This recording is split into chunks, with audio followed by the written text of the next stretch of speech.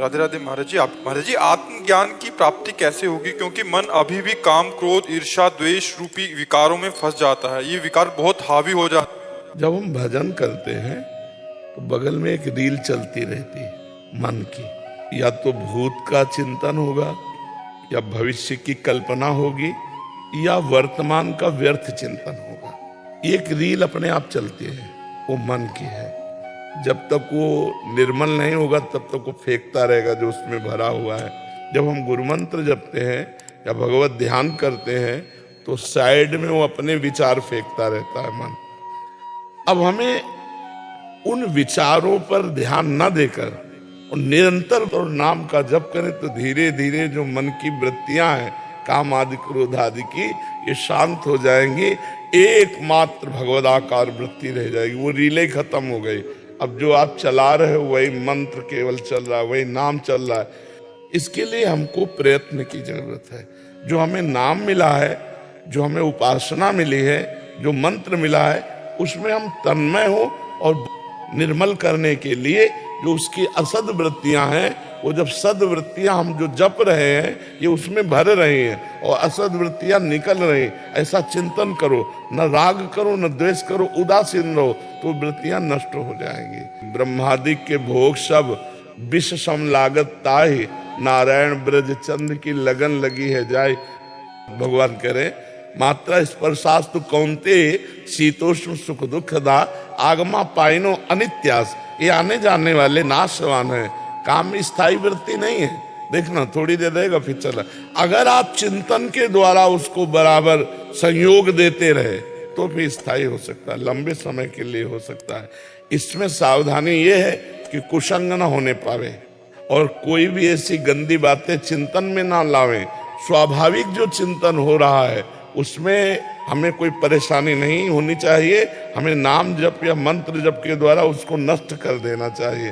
और जहाँ हृदय निर्मल हुआ फिर आगे का तो मार्ग अपने आप भगवान हृदय में ही प्रकाशित हो जाते हैं। जगत संतों को नमस्कार करता है क्योंकि पूरे जीवन युद्ध ही युद्ध है। ब्रह्मबोध हो जाए तो फिर कोई बात नहीं। इसलिए साधना में तत्पर रहो, डरो मत। ये काम क्रोध आदि की वृत्तियां तुम्हारे ही नहीं सबके हृदय में उत्पन्न होती हैं। इनको साधना के द्वारा क्षीण किया जाता है। चिंगारी है पर उसको ज्वाला बनने में देर नहीं लगेगी। अगर उसको मसाला मिल गया, संयोग मिल गया तो ज्वाला बन जाएगी। इसलिए साधक को चाहिए जीवन भर जब तक शरीर में प्राण है हम शास्त्र विरुद्ध आचरणों का संयोग न होने दें। चाहे जितना पवित्र संबंध हो, किसी स्त्री से एकांत में न मिले।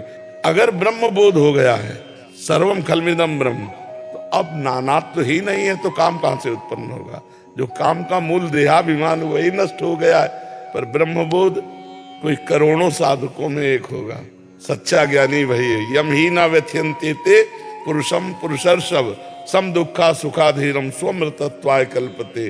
जो मन की व्यथा को सह जाए। महाराज जी, मैं एक सच्चा संत बनना चाहती हूँ। एक सच्चे संत की क्या पहचान है?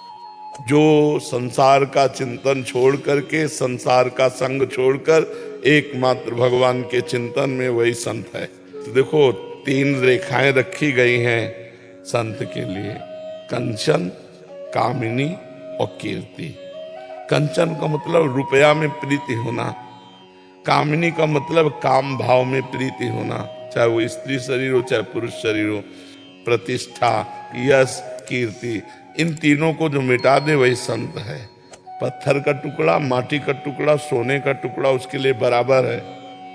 जो मान अपमान, सुख दुख, लाभ हानि, निंदा स्तुति में समान भाव रखता है, जो सबके प्रति करुणा भाव करता है, जो किसी की अपेक्षा नहीं रखता, वो भगवत कृपा पात्र संत है।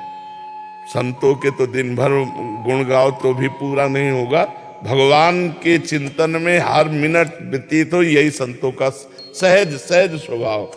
प्रतिकूलस्य वर्जनम, जो शास्त्र प्रतिकूल, गुरु प्रतिकूल, भगवत प्रतिकूल है, उनका विसर्जनम, कठोर नियम पालन करते हुए उनका त्याग कर दे। सामने भोग उपस्थित है लेकिन मुझे नहीं भोगना। अब इस वेश में स्त्री शरीर है, बहुत बचा के रहना। ऐसी जगह रहो जहाँ अधिक सखियों का सानिध्य मिल जाए, कहीं ऐसा सानिध्य और निरंतर भजन पारायण करके जीवन काट लो तो बहुत बड़ी बात है। और इच्छाएं जागृत होती रही, उनको पूरी करते रहे तो भगवत प्राप्ति कभी होगी नहीं। आशा ही परमम दुखम नैराश्यम परमम सुखम। जो नैराश्य को प्राप्त हो जाए, जगत में कोई आशा नहीं रह गई। आशा एक राम जी से, दूजी आशा छोड़ दे, नाता एक राम जी से, दूजा नाता तोड़ दे तो भगवत प्राप्ति सहज हो जाएगी।